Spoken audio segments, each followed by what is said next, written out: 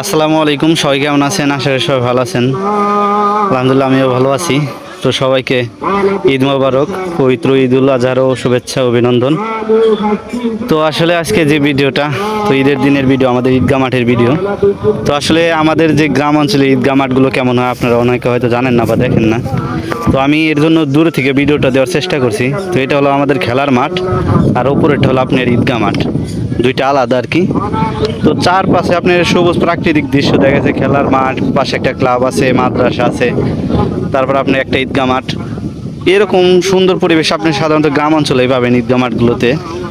তো এই হলো আমাদের আলহামদুলিল্লাহ আমাদের ঈদগাহ মাঠের মানে কয়েক বছর পর দুইটা জামাত হলো। আপনার রোজার ঈদের জামাতটা হয়েছে আর এই বছর জামাতটা হলো।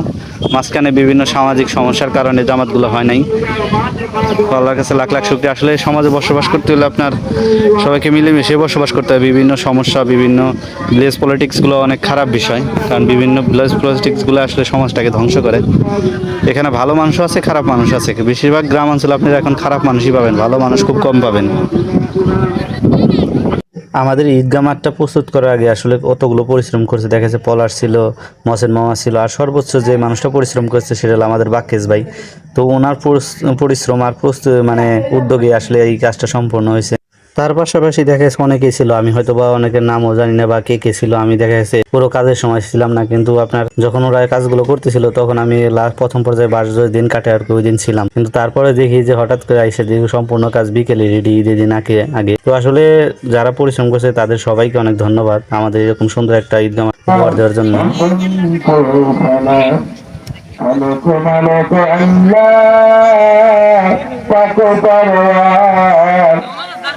করতে পারে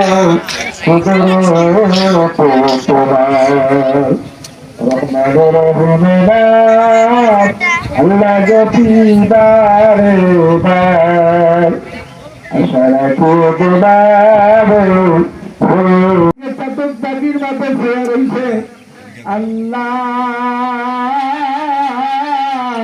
আলহামদুলিল্লাহ আমরা খুব সুন্দরভাবে আজকের ঈদগাহ মাঠের নামাজটা আদায় করতে পারছি। দেখছেন নামাজ শেষে প্রায় সব মুরব্বীরা চলে গেছে, কিন্তু ঈদগাহ মাঠে যে সভাপতি বা সেক্রেটারি স্যার ছিল তারা আর কি হিসাব নিকাশ করে হুজুরের যে টাকা প্লাস আপনার সমস্ত আয় ব্যয়ের হিসাব খরচ করে আর কি সবাইকে দিতেছিল। কিন্তু লাস্ট মুহূর্তে আমরা আসলে সবাই মিলে যে কাজগুলো ছিল আমাদের, তো এগুলো আসলে বাতাসে দেখা গেছে অনেক ছিঁড়ে যাওয়ার সম্ভাবনা ছিল, কারণ বাতাস ছিল অনেক। তো এর জন্য আমরা সবাই মিলে এগুলো খোলানোর চেষ্টা করছি। তো এখানে ছিল আমাদের দেখা গেছে জাহিদ ছিল, আপনার আশিক ছিল, মানে আসে তপু টপু সবাই ছিল, পলাশ টলাশ। কিন্তু আপনারা আসলে এই কাজগুলোর ভিতরে যে অন্যরকম একটা আনন্দ কাজ করতে দেখা গেছে। আমরা ছোটবেলায় অনেক ভোরে চলে আসতাম আর কি এই কাজগুলো করার সময়, এক সময় আর কি দেখেছি তখন আপনার এরকম উপরে কোনো সামিয়ানার ব্যবস্থা ছিল না বা ওই রকম বাঁশ খোটার কোনো কাজ ছিল না।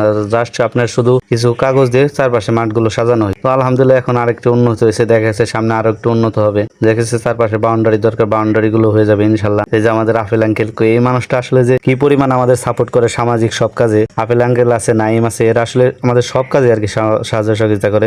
তারপর অন্যান্য যারা ছিল বা অনেকে হয়তো আমি দেখি নাই যারা ছিল আর কি, আসলে সকলকে ধন্যবাদ। তো আজকের মতো এই পর্যন্ত, সকলে ভালো থাকবেন, সুস্থ থাকবেন, আর সবাইকে ঈদ উল আজহার শুভেচ্ছা, ঈদ মোবারক।